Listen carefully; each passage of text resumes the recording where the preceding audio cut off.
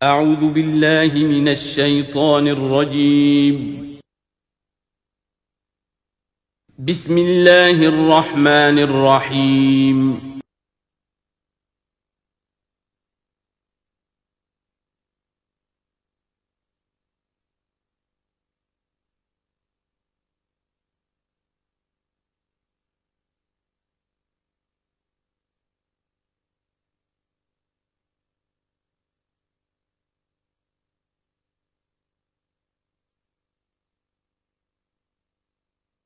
نحمده ونصلي على رسوله الكريم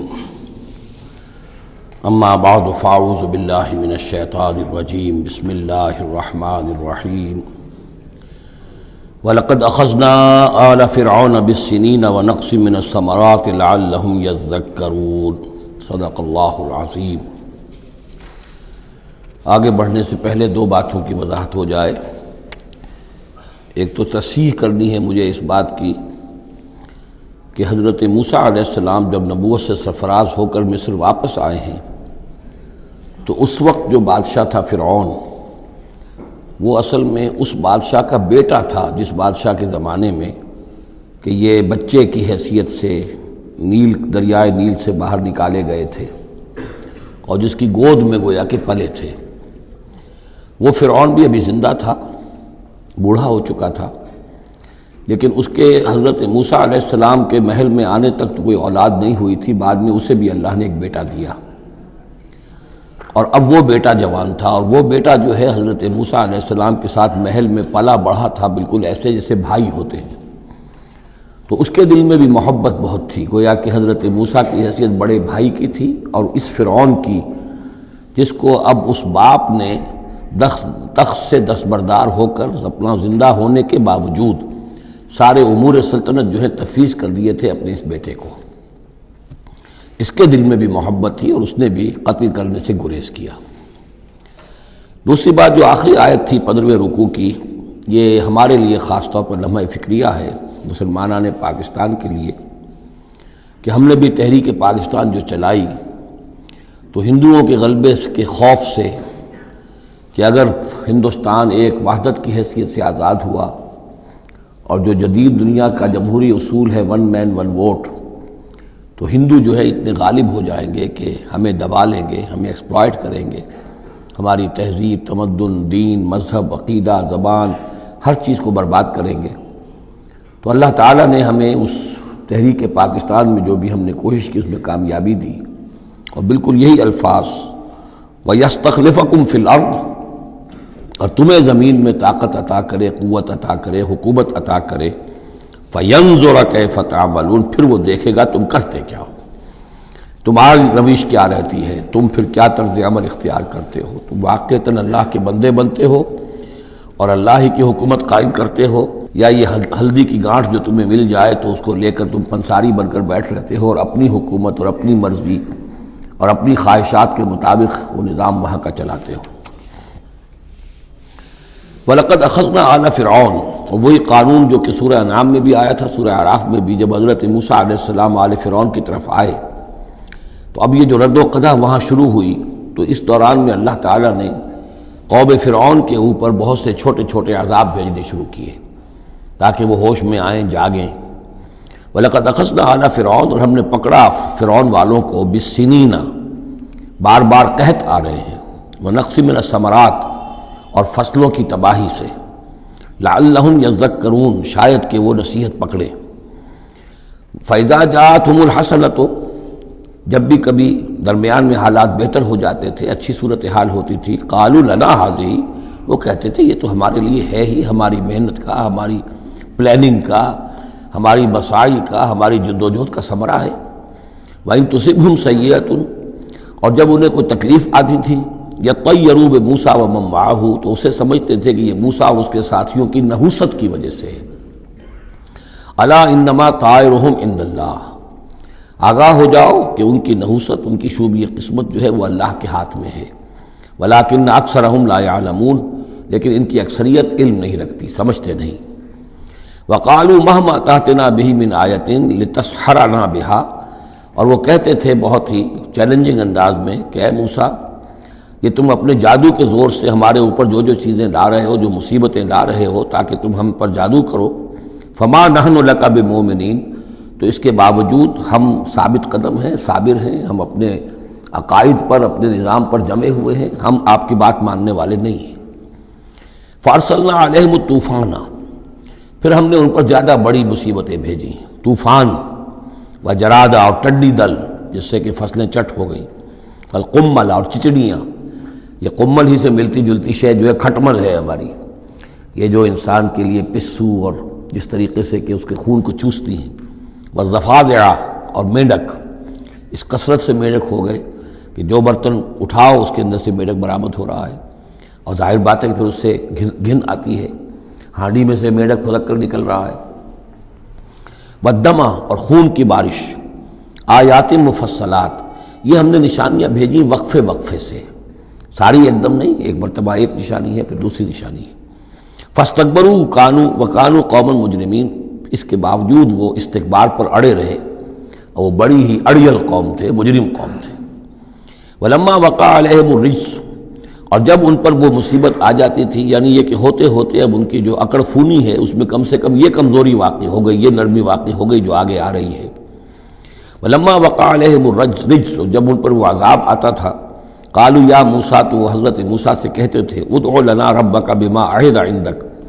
اپنے رب کو پکارو، دعا کرو جو تمہارا اس سے قول و قرار ہے، تمہارا عہد ہے اس کے ساتھ، تاکہ وہ ہمیں اس مصیبت سے نجات دے۔ لئن کشفت عنا الرجس، اگر اس نے ہم سے اس عذاب کو ہٹا دیا، کھول دیا، لنؤمنن لک، ہم تمہاری بات مان لیں گے۔ یہ ایمان کے ساتھ جب لام آتا ہے تو اس کے معنی وہ ایمان ایک عقیدے والا ایمان نہیں ہوتا، مان لیں گے، تمہاری بات مان لیں گے۔ ایک ہے ایمان بے کے ساتھ، آمنت باللہ و ملائکتہ و کتبہ، تو با کے ساتھ جب آتا ہے پورے وثوق کے ساتھ، یقین کے ساتھ، گہرے اعتماد کے ساتھ، اور ایک ہے کسی کی بات سرسری طور پر مان لینا، تو وہ پھر ایمان لام کے ساتھ ہوتا ہے۔ لنؤمنن لک، ہم آپ کی بات مان لیں گے، وَلَنُرْسِلَنَّ مَعَكَ بنی اسرائیل، اور آپ کے ساتھ ہم بنی اسرائیل کو اس ملک سے جانے دیں گے۔ اصل میں وہ کیوں نہیں جانے دینا چاہتے تھے؟ اس لیے کہ ان کے لیے وہ بڑی ہی چیپ لیبر تھی، ان کے غلاموں کی حیثیت تھی، اور بڑے بڑے بھاری کام ان سے کرواتے تھے۔ احرام مصر کی تعمیر میں نہ معلوم کتنے اسرائیلیوں کی ہڈیاں جو ہے وہ دفن ہیں، بڑی بڑی چٹانیں جو ہیں وہ جب اوپر کھینچی جاتی تھی، اگر کوئی گرتی تھی تو ان کے 20 نہیں سینکڑوں جو ہے اس کے اندر پس جاتے تھے۔ تو ظاہر بات ہے کہ وہ چیپ لیبر جو انہیں ملی ہوئی تھی اس کو چھوڑنے کے لیے آسانی سے وہ تیار نہیں تھے، اس حوالے سے انہیں یہ شاخ گزر رہا تھا۔ ورنہ ظاہر بات ہے وہ بھی جانتے تھے کہ یہ ہمارے اس ملک کے رہنے والے نہیں ہیں، کہ ابتدا میں ان کے لیے وہاں بڑی آؤ بھگت رہی، بڑے عیش رہے، وہ پیرزادوں کی طرح ان کا احترام کیا گیا، انہیں بہترین زمینیں دی گئیں۔ جوشن کا علاقہ کہلاتا ہے جو نیل کا ڈیلٹا ہے، جو سب سے زیادہ زرخیز علاقہ ہے، وہ ان کو دیا گیا، وہاں یہ لوگ جو زمیندار بنے۔ لیکن اس کے بعد جب وہ نیشنلسٹ ریولوشن آیا تو بات ساری جو ہے وہ الٹی ہو گئی، تو فرمایا کہ ہم بھیج دیں گے آپ کے ساتھ بنی اسرائیل کو۔ فلما کشفنا عنہم الرجس، لیکن جب ہم ان سے وہ مصیبت کو دور کر دیتے تھے، الی اجل ہم بالغوہ، ایک مدت تک کے لیے کہ جس تک وہ پہنچ جائیں، لیکن ظاہر بات ہے کہ ہر ایک چیز کے لیے ایک مدت ہے، اس کے اندر ہی وہ بات ختم ہوتی ہے۔ اذا ہم ینکثون، تو پھر وہ اپنے عہد سے پھر جاتے تھے، اپنا وہ وعدہ جو تھا وہ اس کو توڑ دیتے تھے۔ فانتقمنا منہم، اب now cutting a long story short, بس ہم نے ان سے انتقام لیا۔ فاغرقناہم فی الیم، اور ہم نے انہیں سمندر میں غرق کر دیا، بانہم کذبوا بآیاتنا، اس لیے کہ انہوں نے ہماری آیات کو جھٹلایا، وکانوا عنہا غافلین، اور یقیناً وہ ہماری ان آیات سے تغافل برتتے رہے۔ وَأَوْرَثْنَا الْقَوْمَ الَّذِينَ كَانُوا يُسْتَضْعَفُونَ مَشَارِقَ الْأَرْضِ وَمَغَارِبَهَا الَّتِي بَارَكْنَا فِيهَا، اور وارث بنا دیا ہم نے اس زمین کے مشرق و مغرب کا جس کو کہ ہم نے بابرکت بنایا ہے۔ یہاں میں مشارق الارض آ کر ذرا بات کے سمجھنے میں مشکل ہو جاتی ہے، یہ خاص ایک ترتیب ہے رزم کے حوالے سے۔ مراد یہ ہے کہ اس زمین کا وارث بنا دیا جس زمین کو ہم نے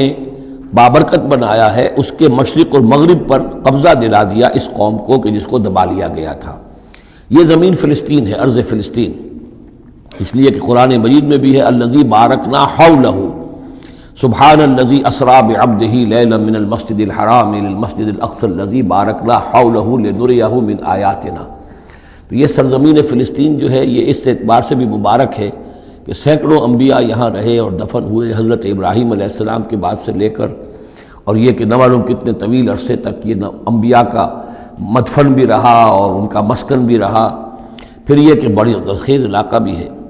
تو ہم نے اس قوم کو کانوا یستضعفون، جو دبا لیے گئے تھے، مصر میں جو دبے ہوئے تھے، پسے ہوئے تھے، ان کو وارث بنا دیا اس زمین کے مشرق اور مغرب کا، مشارق الارض و مغاربها التی بارکنا فیہا، جس میں ہم نے برکتیں رکھی ہیں۔ وتمت کلمۃ ربک الحسنی علی بنی اسرائیل، اور تیرے رب کی اچھی بات، اچھا وعدہ بنی اسرائیل کے حق میں پورا ہو گیا، بما صبروا، جو صبر انہوں نے کیا۔ یعنی جو بھی سختیاں آئیں حضرت موسیٰ علیہ السلام کے ساتھ، جو بھی لوگ ان میں سے ایمان لائے تھے، انہوں نے واقعتاً ثابت قدمی دکھائی، اور یہ کہ اس صبر کی وجہ سے اللہ تعالیٰ کا وعدہ ان پر پورا ہوا۔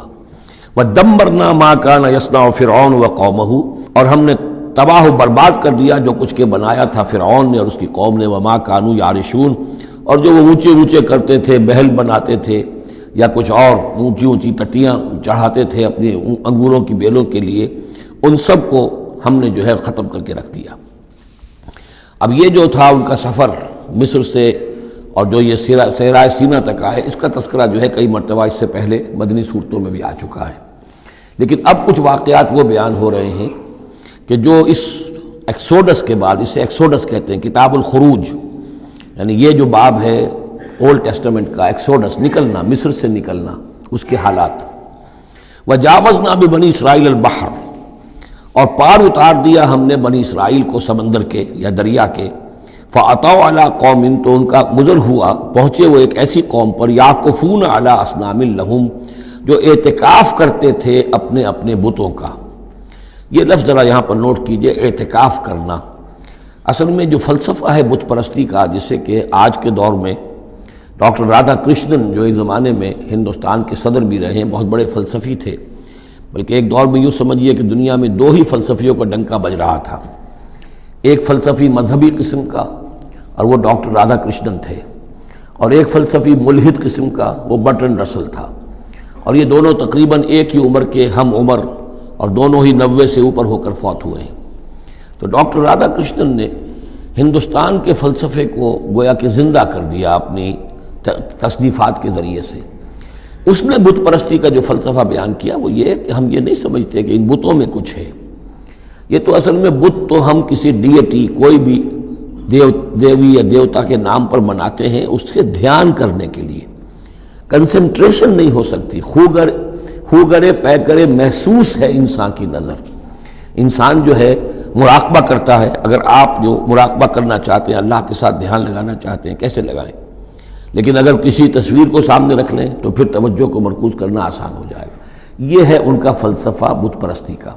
تو اعتکاف اسی کو کہتے ہیں کہ سال میں یہ 10 دن آدمی نکال لے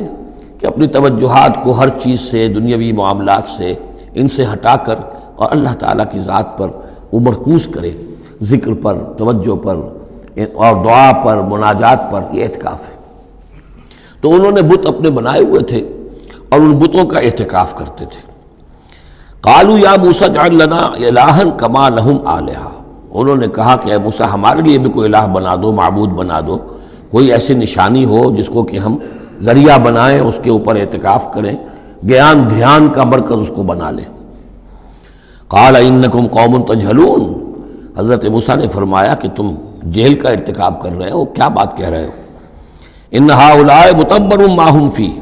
یہ لوگ جس چیز میں ہیں یہ تو ہلاک ہونے والے ہیں، برباد ہونے والے ہیں۔ وباطل ما كانوا يعملون، اور جو کچھ یہ کر رہے ہیں وہ سب باطل ہے، اس کی کوئی حقیقت نہیں ہے۔ قال غیر اللہ ابغیکم الہا، حضرت موسیٰ نے فرمایا کہ کیا میں اللہ کے سوا تمہارے لیے کوئی الہ تلاش کروں؟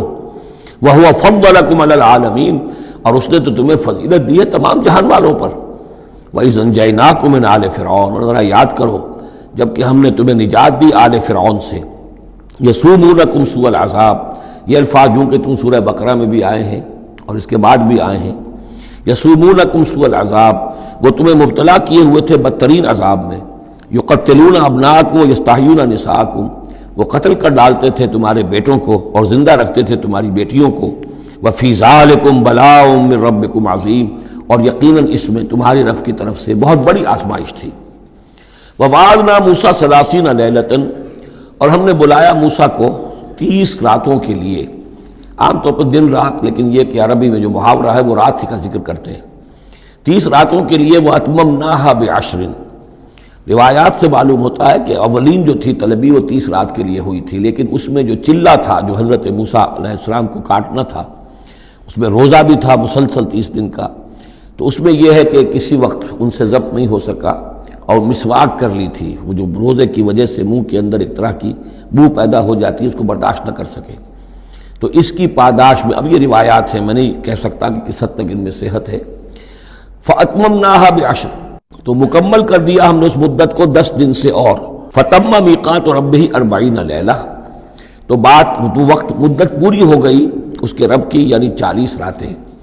یہیں سے ہمارے ہاں تصوف میں اہل صوفیہ نے 40 کا یہ چلہ کشی، 40 دن 40 رات کا چلہ کاٹنا، یہ جو ہے نکالا ہے۔ وقال موسیٰ لأخیہ ہارون، اور کہا موسیٰ نے اپنے بھائی ہارون سے علیہ السلام، اخلفنی فی قومی، آپ میری نیابت کیجئے میری قوم میں جا رہا ہوں، مجھے اللہ تعالیٰ نے طلب فرمایا کوہ طور پر،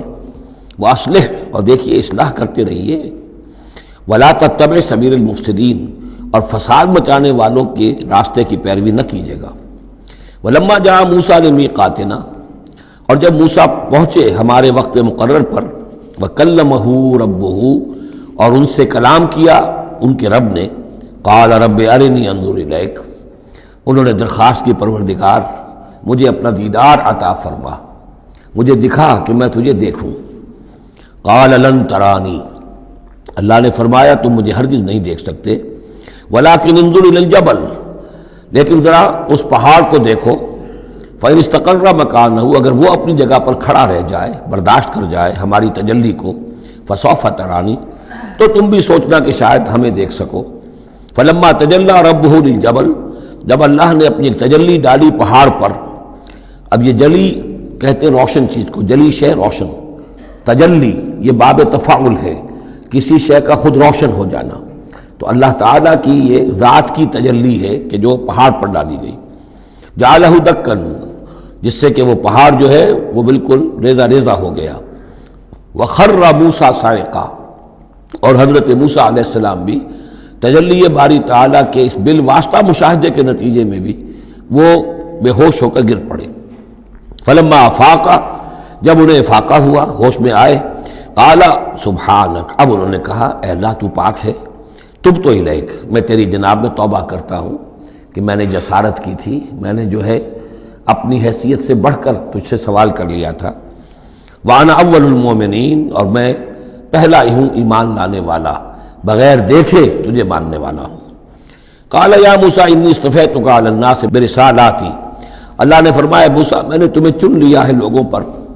تمام انسانوں میں سے تمہیں چنا ہے، پسند کیا ہے اپنے پیغام کے لیے، رسالات کے لیے، وبکلامی، اور اپنے کلام کے لیے، یہ خاص مقام ہے، امتیازی مقام ہے حضرت موسیٰ کا۔ کلم اللہ موسیٰ تکلیما، فخذ ما آتیتک وکن من الشاکرین، تو لے لو جو میں تمہیں دے رہا ہوں اور بن جانا شکر کرنے والوں میں، یعنی یہ الواح جو ہیں جو ہم دے رہے ہیں ان میں احکام لکھے ہوئے ہیں، یہ تم لے لو اور ان کا حق ادا کرو۔ وَكَتَبْنَا لَهُ فِي الْأَلْوَاحِ، اور ہم نے لکھ دیا اس کے لیے تختیوں پر، وہ پتھر کی تختیاں، مِن كُلِّ شَيْءٍ مَوْعِظَةً، ہر طرح کی نصیحت، وَتَفْصِيلًا لِكُلِّ شَيْءٍ، اور ہر طرح کے احکام کی تفصیل، یعنی جو بنیادی احکام ہیں، موٹے موٹے احکام ہیں، یوں سمجھیے کہ وہ در حقیقت ایک طرح سے ڈینجر سگنلز ہیں۔ اگر آپ کسی پہاڑی راستے پر جا رہے ہو تو جگہ جگہ آپ کو نشانات ملتے ہیں کہ ذرا یہاں بچ کے گزرنا، تو شریعت خداوندی جو ہے وہ بھی در حقیقت انسانی تمدن کا جو پیچیدہ سفر ہے اس میں ڈینجر کوشنز ہیں، ڈینجر سگنلز ہیں، یہاں اس سے ذرا دور رہنا، اس سے ذرا ہٹ کر رہنا، اس کے اندر اندر آدمی جو ہے وہ اپنی محنت کرے، کوشش کرے، جدوجہد کرے، مباحات کے دائرے کے اندر جو بھی اس کا ہے چوائس اس کو اختیار کر لے، لیکن جو محرمات ہیں وہ حدود ہیں، تلک حدود اللہ فلا تقربوها،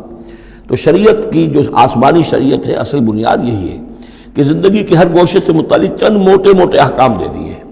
اس کے اندر جو ہے وہ کھلا چھوڑ دیا انسان کو کہ اب اس کے اندر اپنی سمجھ سے، اپنے اجتہاد سے، اپنی کوشش سے، اپنی عقل کو بروئے کار لا کر کام کرو۔ وَكَتَبْنَا لَهُ فِي الْأَلْوَاحِ مِنْ كُلِّ شَيْءٍ مَوْعِظَةً وَتَفْصِيلًا لِكُلِّ شَيْءٍ فَخُذْهَا بِقُوَّةٍ، تو اے موسیٰ اس کو تھام لو مضبوطی کے ساتھ، وَأَمُرْ قَوْمَكَ، اور اپنی قوم کو بھی حکم دو، يَأْخُذُوا بِأَحْسَنِهَا، کہ وہ اسے پکڑیں، اس کو تھامیں اس کی بہترین صورت کے اندر۔ اس کے مراد کیا ہے کہ ہر معاملے کے اندر درجے ہوتے ہیں۔ آپ کو ایک چیز بتائی جا رہی ہے، اس میں ایک درجہ اونچا ہے، ایک اس سے کمتر ہے،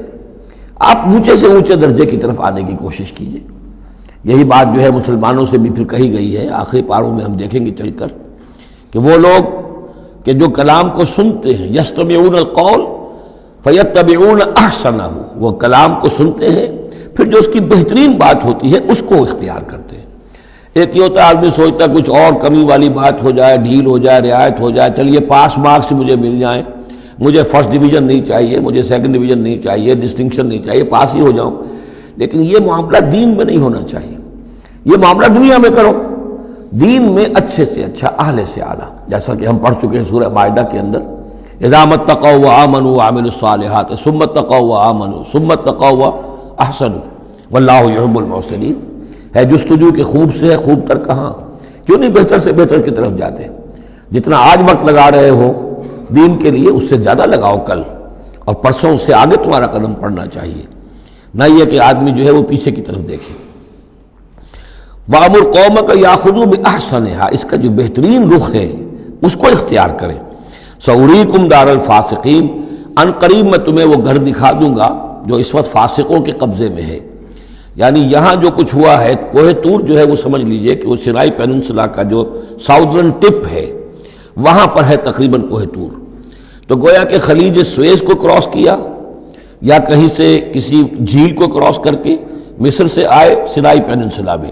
پھر یہ کہ خلیج سویز کے ساتھ ساتھ ہو کر ساؤدرن ٹپ تک پہنچ گیا پورا قافلہ، یہاں پڑاؤ رہا ان کا طویل عرصے تک،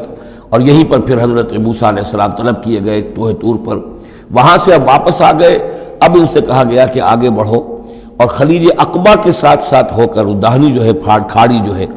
ریڈ سی کی، اس سے آگے بڑھو اور فلسطین میں جا کے اب تمہیں جنگ کرنی ہے۔ تمہارا وہ ملک جو ہے جو تم چھوڑ کر آئے تھے تقریباً یوں سمجھیے کہ 700-800 برس پہلے یا اس کے آس پاس، اب اس کے اوپر قبضہ ہے مشرکوں کا، کافروں کا، جاہلوں کا۔ اب اس اپنی سرزمین کو ان سے آزاد کرانے کے لیے اب تمہیں جہاد کرنا ہے، وہ جس کا ذکر ہم سورہ مائدہ میں پڑھا ہے، تو اس کا یہاں پر تذکرہ ہو رہا ہے۔ سَأُرِيكُمْ دَارَ الْفَاسِقِينَ، یعنی وہ فلسطین تک اب میں تمہیں لے جاؤں گا اور تمہیں دکھا دوں گا وہ جگہ جو تمہارا اصل مسکن ہے، اور اس کے لیے یہ ہے کہ تمہیں اب ان فاسقوں کو وہاں سے نکالنا ہوگا۔ سأصرف عن آیات الذین یتکبرون فی الارض بغیر الحق، میں پھیر دوں گا اپنی آیات سے ان لوگوں کے رخ کو جو زمین میں ناحق تکبر کرتے ہیں۔ یعنی یہ خود اللہ تعالیٰ فرما رہے ہیں جن کے اندر تکبر ہے میں خود ان کا رخ پھیر دیتا ہوں، وہ ہماری آیات کو دیکھتے ہی نہیں، سمجھتے ہی نہیں، اس لیے کہ تکبر ہے۔ تکبر وہ شے ہے جو اللہ کو سب سے زیادہ ناپسند ہے۔ فرمایا گیا ہے ایک حدیث میں، حدیث قدسی میں، الکبر ردائی، تکبر میری چادر ہے۔ تو اگر کوئی اور تکبر کرتا ہے تو گویا کہ میری چادر میرے شانے سے وہ گھسیٹ رہا ہے، تو اس کے خلاف میرا اعلان جنگ ہے۔ ایک اور حدیث میں فرمایا لن يدخل الجنہ من کان فی قلبہ مثقال حبۃ من کبر، جنت میں کبھی داخل نہیں ہو سکے گا وہ شخص جس کے دل میں دانے کے برابر بھی تکبر ہے۔ تکبر سب سے بڑا روگ ہے۔ تو جن لوگوں کے اندر تکبر ہے ہم ان کا رخ پھیر دیتے ہیں اپنی آیات سے، ہم انہیں اس کا اہل نہیں سمجھتے کہ وہ ہماری آیات کو سمجھیں اور دیکھیں۔ وَإِن يَرَوْا كُلَّ آیَةٍ لَا يُؤْمِنُوا بِهَا، اور اگر وہ سرسری طور پر دیکھ بھی لیں، ساری نشانیاں دیکھ لیں، تب بھی وہ ایمان لانے والے نہیں ہیں۔ وَإِن يَرَوْا سَبِيلَ الرُّشْدِ لَا يَتَّخِذُوهُ سَبِيلًا، اور اگر وہ دیکھ بھی لیں کامیابی کا اور سعادت کا اور ہدایت کا راستہ، تب بھی اس راستے کو اختیار نہیں کریں گے۔ وَإِن يَرَوْا سَبِيلَ الْغَيِّ يَتَّخِذُوهُ سَبِيلًا، اور جب بھی ان کے سامنے آئے گا کجھی کا راستہ، ٹیڑھ کا راستہ، گمراہی کا راستہ، اسے وہ اختیار کریں گے۔ یعنی یہ ساری چیزیں ان کی کس وجہ سے ہیں کہ ان کے دلوں میں تکبر ہے۔ ذالک بانہم کذبوا بآیاتنا، یہ اس لیے کہ انہوں نے ہماری آیات کو جھٹلایا اپنے تکبر کی بنیاد پر، وکانوا عنہا غافلین، اور اس سے تغافل برتتے رہے۔ والذین کذبوا بآیاتنا ولقاء الآخرۃ، اور جو لوگ بھی جھٹلائیں گے ہماری آیات کو اور آخرت کی ملاقات کو حبطت اعمالہ، ان کے سارے اعمال حبط ہو جائیں گے۔ اپنی جگہ وہ بڑی نیکیاں کما رہے ہوں، جیسے کہ قریش مکہ تھے، ہم کعبے کی خادم ہیں، کعبے کی خدمت کر رہے ہیں، کعبے کو صاف رکھتے ہیں، حاجیوں کو دودھ پلاتے ہیں، پانی پلاتے ہیں، ان کے سارے عمل حقارت ہو جائیں گے۔ هل یجزون الا ما كانوا یعملون، اور ان کو نہیں دیا جائے گا بدلے میں مگر وہی کچھ جو وہ کرتے تھے۔ واتخذ قوم موسیٰ من بعدہ من حلیہم عجلا جسدا لہ خوار، اور بنا لیا موسیٰ کی قوم نے ان کے بعد۔ حضرت موسیٰ علیہ السلام جب چلے گئے کوہ طور پر تو پیچھے یہ ایک فتنہ اٹھا ہے، سامری، یہ سامری جو ہے اس نے فتنہ اٹھایا، اور جو کچھ ان لوگوں کے پاس، اسرائیلیوں کے پاس، جو ان قبطیوں کے زیورات بہت سے رکھے ہوئے تھے امانتاً، وہ بھی جانتے تھے کہ یہ قوم، یہ چونکہ ابراہیم کی نسل میں سے ہیں تو یہ امانت دار ہیں، جب یہ وہاں سے چلے تو وہ سارے جو ہیں وہ زیورات بھی وہ لے کر آ گئے تھے اپنے دشمنوں کے، ان زیورات کو لے کر اس نے گلایا، آگ میں تبایا، گلایا، اور اس سے ایک بچھڑے کی شکل بنائی، اور کچھ ایسی کاریگری رکھی کہ اس میں سے ہوا جب گزرتی تھی ایسے سوراخ رکھ دیے کہ اس میں سے ایسی آواز آتی تھی جیسے کہ بچھڑا جو ہے وہ بول رہا ہے،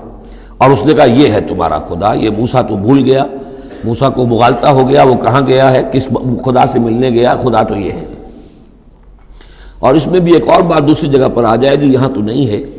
کہ حضرت موسیٰ علیہ السلام اصل میں اپنے اشتیاق اور محبت اور شوق اور جذبے کی وجہ سے قبل از وقت چلے گئے تھے، جو وقت معین تھا کوہ طور پر آنے کا اس سے پہلے۔ تو اللہ نے جواب طلبی کی تھی، ما عجلک عن قومک یا موسیٰ، اے موسیٰ اپنی قوم کو چھوڑ کر پہلے کیسے آ گئے ہو؟ اور انہوں نے جواب دیا، اجلت الیک رب لترضیٰ، پروردگار میں جلدی آیا تاکہ تو راضی ہو جائے، تو میرا شوق دیکھ، میرا اشتیاق دیکھ، تیری محبت، تجھ سے گفتگو اور کلام کی جو میرے اندر شوق ہے اس کی وجہ سے آیا ہوں۔ تو گویا کہ وہ تو شاباش کی توقع رکھتے تھے، یہاں ڈانٹ پڑ گئی، ما عجلک عن قومک یا موسیٰ قال عجلت الیک رب لترضیٰ، لیکن اللہ نے فرمایا فإنا فتنا قومک من بعدک، تمہاری اس عجلت کی وجہ سے ہم تمہاری قوم کو تمہارے بعد فتنے میں ڈال چکے ہیں۔ تو جلدی خیر کے لیے بھی نہیں کرنی چاہیے، خیر کے کام کو بھی عین وقت پر سہج پکے سو میٹھا ہو۔ تو اضلهم سامری نے انہیں گمراہ کر دیا ہے، وہ تذکرہ ہو رہا ہے۔ من حلیہم، زیوروں سے، عجلا جسدا، ایک بدن سا بنایا بچھڑے کا سا، لہو خوار، جس میں گائے کی سی آواز آتی تھی۔ الم یروا انہ لا یکلمہم،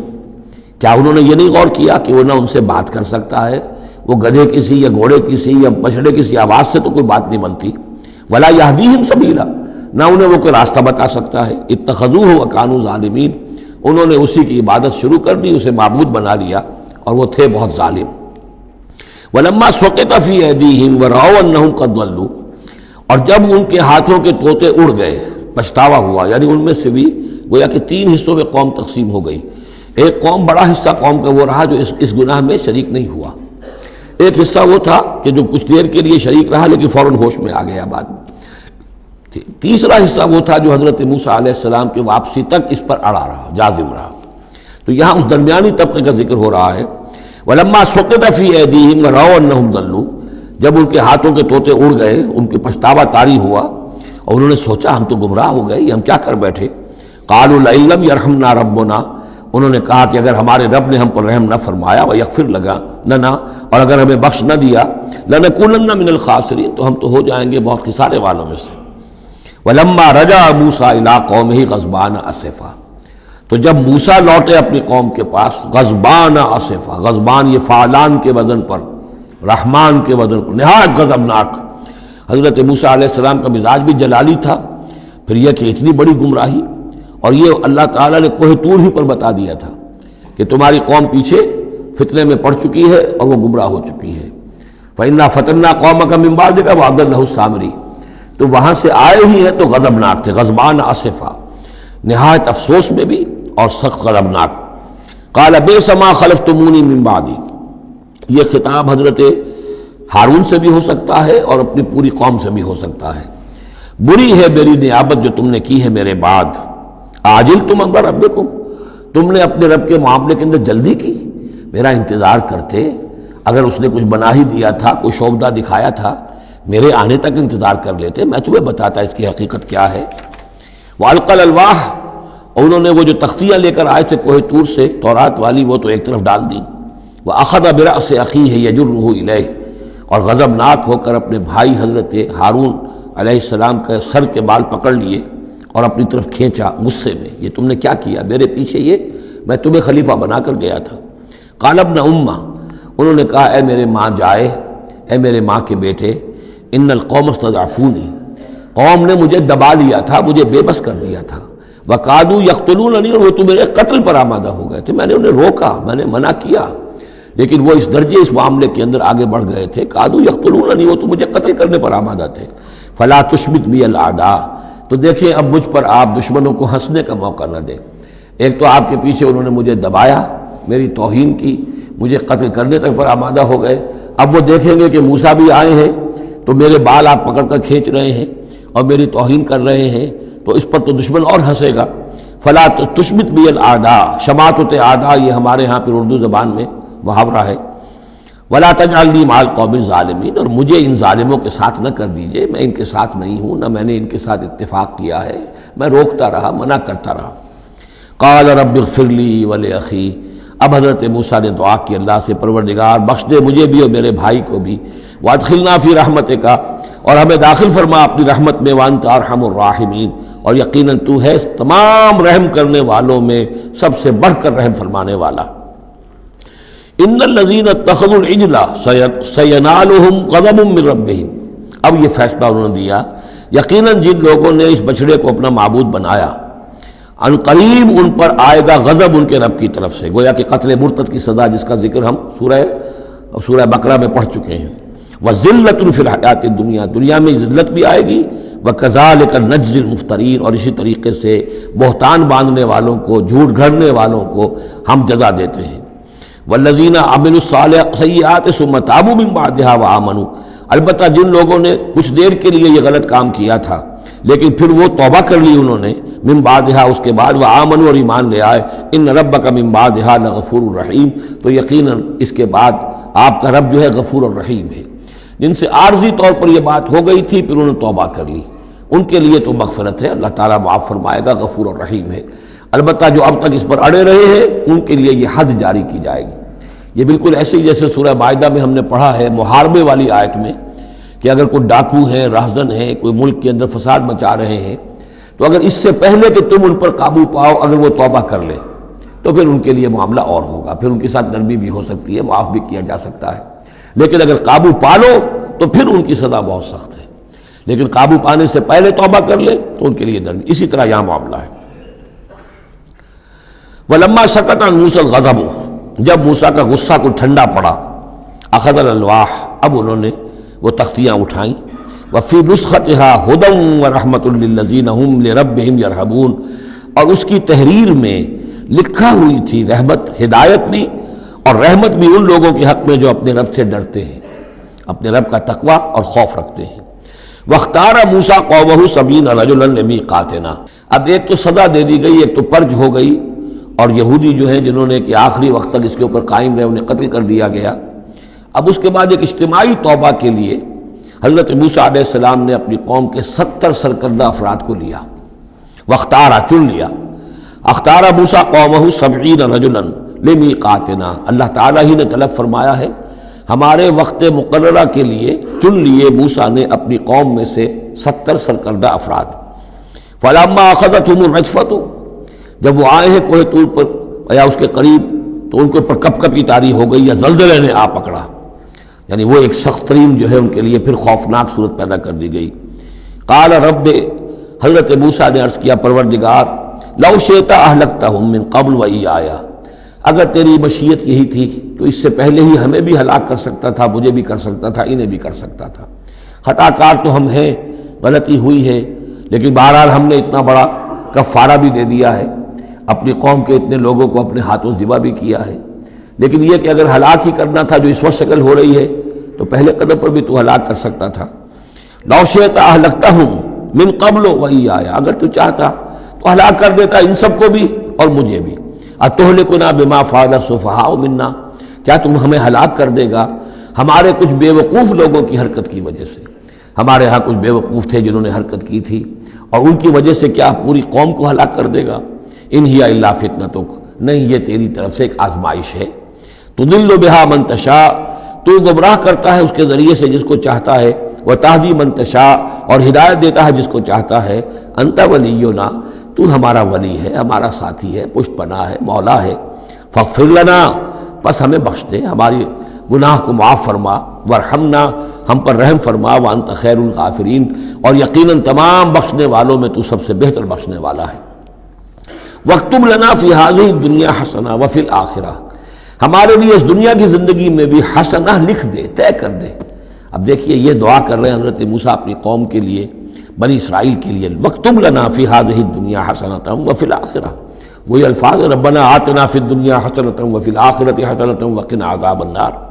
تو لکھ دے، طے کر دے کہ ہمارے لیے دنیا میں بھی حسنہ ہو، آخرت میں بھی۔ انا ہدنا الیک، ہم تیری جناب میں توبہ کرتے ہیں، رجوع کرتے ہیں، جو خطا ہو گئی ہے اس کا اعتراف کرتے ہوئے معافی چاہتے ہیں۔ قال عذابی اصیب بہ من اشاء، اللہ نے فرمایا جہاں تک میرے عذاب کا تعلق ہے وہ تو اس میں تو میں مبتلا کروں گا جس کو چاہوں گا۔ ورحمتی وسعت کل شیء، تم رحمت کا سوال کر رہے ہو تو ایک رحمت تو میری وہ ہے جو ہر شے کے شامل حال ہے، ہر شے کا وجود میری رحمت سے ہے، اس کا بقا میری رحمت سے ہے، اس کا تسلسل میری رحمت سے ہے۔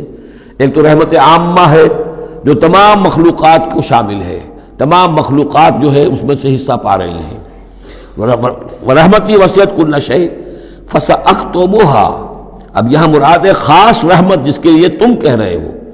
وہ رحمت تو میں لکھ دوں گا ان لوگوں کے لیے۔ اب یہ بہت اہم مقام یہاں آ رہا ہے، وہ اپنی رحمت میں خاص کر دوں گا، لکھ دوں گا، للذین یتقون، جو تقوی کی روش اختیار کریں، ویؤتون الزکاۃ، اور زکوٰۃ دیتے رہیں، والذین ہم بآیاتنا یؤمنون، اور جو لوگ ہماری آیات پر ایمان پختہ رکھیں، الذین یتبعون الرسول النبی الامی الذی یجدونہ مکتوبا عندہم فی التوراۃ والانجیل، جو اتباع کریں گے ہمارے امی نبی کی، جس کا کو رسول بنا کر بھیجا جائے گا، رسول نبی امی کا اتباع کریں گے، جسے وہ پائیں گے، الذی یجدونہ، جسے پائیں گے لکھا ہوا، مکتوباً عندہم، ان کے پاس، اپنے پاس، فی التوراۃ والانجیل، کہ وہ ان کے پاس اس کی پیشن گوئیاں، اس کے حالات، اس کی علامات تورات اور انجیل دونوں میں ہوں گی۔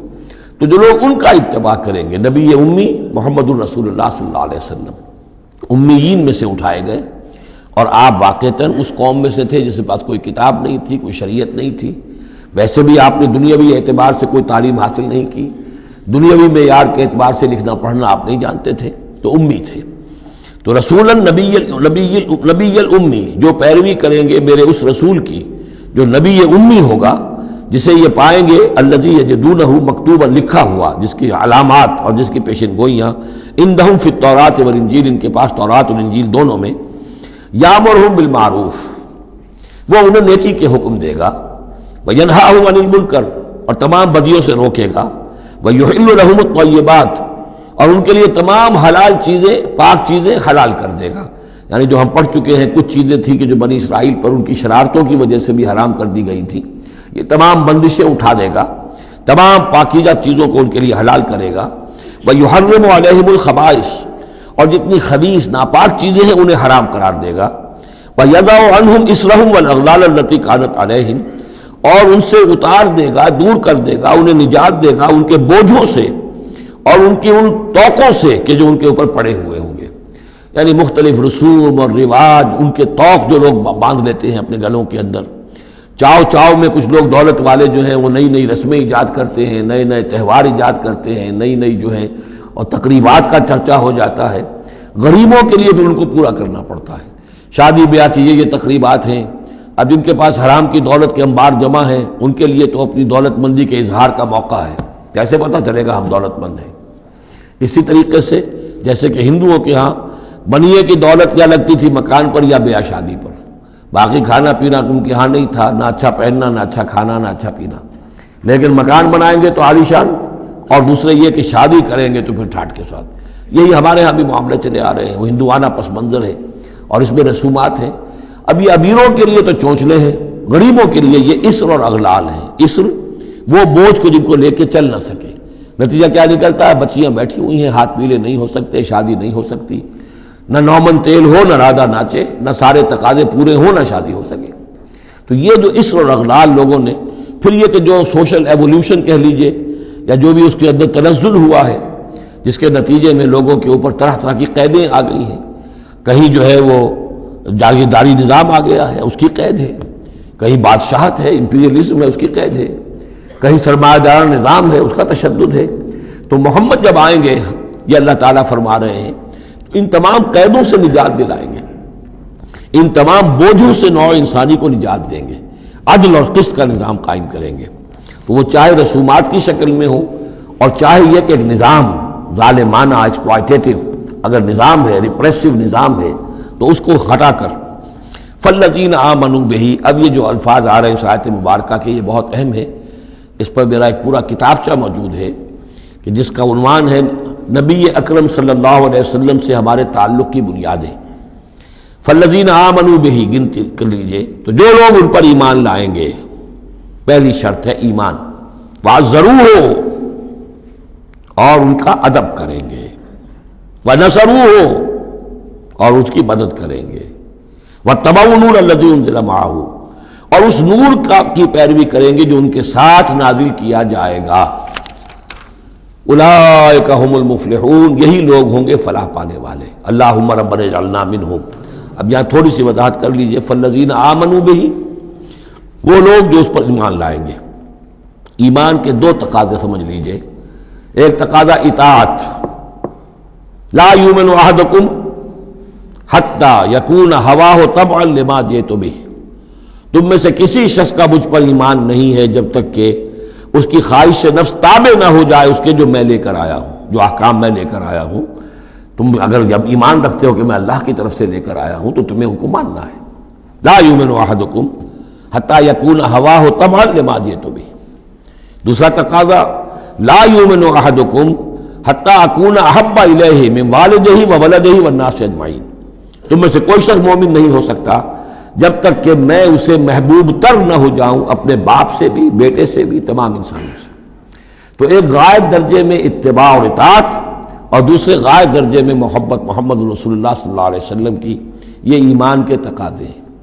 اب اس کا نتیجہ خود بخود نکلے گا، پھر آپ کی تعظیم ہوگی، عظمت ہوگی، آپ کا نام جہاں سنیں گے، درود آپ پڑھیں گے، یہ ساری چیزیں جو ہیں، اور یہ کہ جہاں آپ کا کوئی قول آپ کو سنایا جائے فوراً زبان بند ہو جانی چاہیے۔ پھر یہ نہیں کہ اپنی عقل جو ہے آدمی لڑا رہا ہے، ہاں اس کی تحقیق ہو سکتی ہے کہ واقعتاً یہ حضور نے فرمایا یا نہیں فرمایا، یہ حدیث ضعیف ہے، مضبوط ہے، کیسی ہے، لیکن اس وقت خاموش ہونا ضروری ہے۔ جب کسی نے کہا یہ حدیث ہے، ہو سکتا ہے کہ حدیث صحیح ہو اور حضور کی طرف اس کی نسبت جو ہے وہ صحیح ہو، مضبوط ہو، لہذا فوری طور پر اپنی زبان بند کر دینا یہ ادب کا تقاضا ہے۔ تو وعزروہ ہو ونصروہ ہو، اور مدد کرے۔ مدد کس کام میں؟ حضور نے ذاتی تو اپنی کوئی امپائر بلڈ نہیں کی، نہ آپ نے اپنے لیے کوئی جاگیر بنائی، نہ کوئی جائیداد بنائی، کس کام کے لیے؟ نصرت چاہیے تھی اللہ کے دین کے لیے، اس کے غلبے کی جد و جہد، اس کے لیے بھیجے گئے محمد صلی اللہ علیہ وسلم۔ هو الذی ارسل رسولہ بالہدی ودین الحق لیظہرہ علی الدین کلہ، اور اس کے لیے پکار ہے من انصاری اللہ، یہ میرا فرض منصبی ہے، اللہ کا دین مجھے غالب کرنا ہے، یہ میری ذمہ داری ہے۔ کون ہے جو میرا ہاتھ بٹھائے، میرا مددگار بنے؟ تو یہ میدان اب بھی کھلا ہوا ہے۔ دین پہلے غالب ہوا تھا، پھر مغلوب ہو گیا،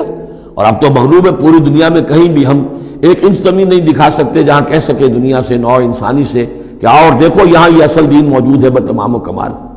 تو وہ مشن جو ہے محمد رسول اللہ صلی اللہ علیہ وسلم کا، وہ اب بھی زندہ ہے، لہذا اس کی مدد کرنی ہے۔ واتبعوا النور الذی انزل معہ، اور اس مشن کی تکمیل میں جو راستہ ہے، جو طریقہ اللہ نے بتایا ہے، وہ اس قرآن کے ذریعے سے ہے۔ تذکیر قرآن سے، تبلیغ قرآن کی، انذار قرآن سے، تبشیر قرآن سے، تعلیم قرآن کی، یتلو علیہم آیاتہ ویعلمہم الکتاب والحکمۃ ویزکیہم، اس کے ذریعے سے لوگوں کو کھینچو، لوگوں کو نکالو گندگیوں میں سے اور اندھیروں میں سے، لوگوں کے اندر ایمان کی شمع روشن کرو، پھر انہیں منظم کرو، جمع کرو، پھر باطل سے ٹکراؤ۔ فالذین آمنوا بہ وعزروہ ونصروہ واتبعوا النور الذی انزل معہ، تو جو لوگ ان پر ایمان لائیں گے اور ان کی تعظیم کریں گے اور ان کی مدد کریں گے اور اس نور کی پیروی کریں گے جو ان کے ساتھ نازل کیا جائے گا، یعنی قرآن مجید حضور کے ساتھ یہ نازل کیا گیا، بھیجا گیا۔ اولئک هم المفلحون، یہی لوگ ہوں گے فلاح پانے والے۔ اللہم ربنا اجعلنا منہم۔ قل یا ایھا الناس، اب ظاہر بات ہے کہ وہ لمبی بات کو اب یہاں پہ ختم کرتے ہوئے کہ اب حضور صلی اللہ علیہ وسلم تشریف لے آئے، اب یہی بات اس کے حوالے سے اب آپ سے کہا جا رہا ہے کہ اے نبی، جو خبر دی تھی اس وقت ہم نے موسیٰ کو، اور جو ہم نے کہہ دیا تھا کہ جو رحمت ہے ہماری خصوصی وہ انہی لوگوں کے لیے ہوگی تم میں سے کہ جو محمد عربی صلی اللہ علیہ وسلم پر ایمان لے آئیں گے، تو اب کہہ دیجئے ڈنکے کی چوٹ، قل یا ایھا الناس، کہہ دیجئے اے لوگو۔ اور یہ پھر بہت نوٹ کرنے کے قابل ہے کہ ہم نے اب تک جتنے رسولوں کا تذکرہ سنا ہے، پڑھا ہے سورہ اعراف میں، وہ یا قوم یا قوم یا قوم، اے میری قوم کے لوگوں۔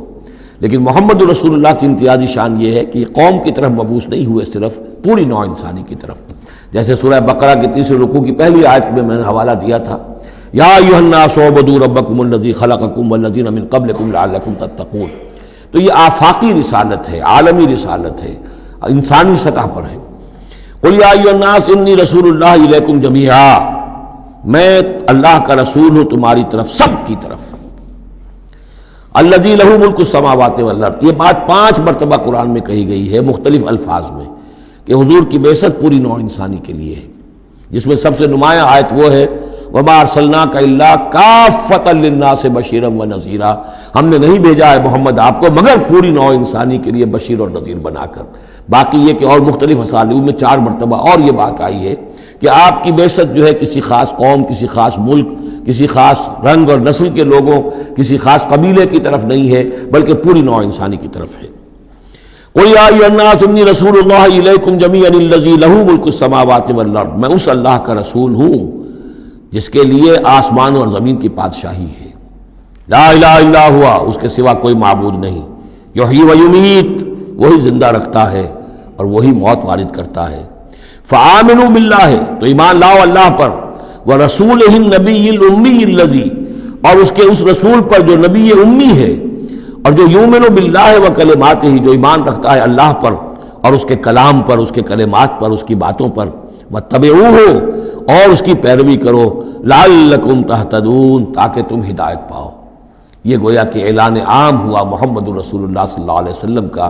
کہ وہ جو بات اللہ تعالیٰ نے حضرت موسیٰ سے کہی تھی، یہ اس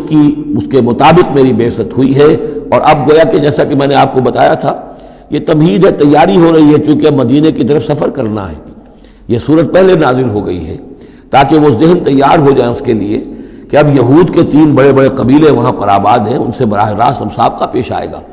ابھی تک براہ راست خطاب یہود سے نہیں ہوا، یا بنی اسرائیل سے کوئی خطاب نہیں، گفتگو ہو رہی ہے محمد رسول اللہ سے یا اہل مکہ سے یا حضور کی وساطت سے مسلمانوں سے،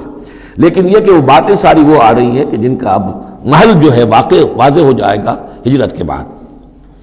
وَمِن قوم موسیٰ أُمَّةٌ يَهْدُونَ بِالْحَقِّ وَبِهِ يَعْدِلُونَ، اور موسیٰ کی قوم میں یقیناً کچھ لوگ ایسے تھے، امتن ایسے لوگ تھے کہ جو حق کی ہدایت دیتے تھے۔ یعنی یہ تو نہیں ہو سکتا اتنے جلیل القدر پیغمبر کے کوئی بھی ساتھی نہ ہو، حواری نہ ہو، یا بڑی اکثریت ان کی جو ہے ناہنجاروں پر رہی مشتمل، لیکن بہرحال ان کے ساتھ ایک جماعت ان کے حواریین کی، ان کے ساتھیوں کی۔ وَمِن قوم موسیٰ أُمَّةٌ يَهْدُونَ بِالْحَقِّ وَبِهِ يَعْدِلُونَ، ایسی قوم ان کے اندر رہی ہے، قوم موسیٰ میں سے ایسی لوگ، ایسی جماعت جو حق ہی کی ہدایت بھی دیتے تھے اور حق ہی کے ساتھ فیصلے بھی کرتے تھے، عدل بھی کرتے تھے۔ وَقَطَّعْنَاهُمْ اثْنَتَيْ عَشْرَةَ أَسْبَاطًا أُمَمًا، اور ہم نے انہیں علیحدہ علیحدہ کر دیا 12 بڑی بڑی قبیلوں کی جماعت میں، اسباط امما، بار جماعتیں بن گئیں، علیحدہ علیحدہ ان کی امتیں بن گئیں، علیحدہ قبیلے بن گئے، کیونکہ یہ 12 بیٹے تھے حضرت یعقوب علیہ السلام کے، اور ان میں سے ہر ایک سے ایک قبیلہ چلا ہے۔ تو ابھی وہ انسان کا جو تمدنی ارتقاء جو ہے ابھی قبائلی دور میں تھا، لہذا اس قبائلی نظام ہی کو اللہ تعالیٰ نے ان کے لیے باقی رکھا۔ چنانچہ پانی بھی جب دیا تو 12 چشمے، تاکہ ہر قبیلے کا چشمہ علیحدہ ہو اور یہ آپس میں لڑیں جھگڑے نہیں۔ ہر قبیلے کا کوئی اپنا سردار ہے، اس کا اپنا ایک نظام ہے، کوئی نزاع ہو گیا ہے تو وہ آپس میں اس کو حل کر سکتے ہیں، لیکن اگر بین القبائل معاملہ ہو جائے تو پھر اس کو حل کرنا جو ہے مشکل ہو جائے گا۔ وَأَوْحَيْنَا إِلَىٰ مُوسَىٰ إِذِ اسْتَسْقَاهُ قَوْمُهُ، اور ہم نے وحی کی موسیٰ کی طرف جب کہ پانی طلب کیا ان سے اس کی قوم نے، أَنِ اضْرِب بِعَصَاكَ الْحَجَرَ، کہ اپنے اسی عصا سے، اپنی لاٹھی سے ضرب لگائیے چٹان پر۔ فَانبَجَسَتْ مِنْهُ اثْنَتَا عَشْرَةَ عَيْنًا، تو اس میں سے 12 چشمے پھوٹ بہے. یہ بات ہم پڑھ چکے ہیں سورہ بقرہ میں. قد علم کل اناس مشربہم، ہر قبیلے نے، ہر قوم نے پہچان لیا، معین کر لیا اپنے مشرب کو. مشرب یہ بھی اس میں ظرف ہے، پینے کی جگہ، اپنا گھاٹ معین ہو گیا. یہ چشمہ ہمارا، یہ چشمہ ان کا، یہ چشمہ ان کا ہے، یہ بنی لاوی کا ہے، یہ فلاں کا ہے، بنی یہودا کا ہے. وَظَلَّلْنَا عَلَيْهِمُ الْغَمَامَ، اور ہم نے ان کے اوپر سائبان ابر کا طاری کر دیا تاکہ دھوپ سے بچیں. وَأَنزَلْنَا عَلَيْهِمُ الْمَنَّ وَالسَّلْوَىٰ، اور ہم نے ان پر من اور سلوہ کے ذریعے انہیں خوراک ہم پہنچائی،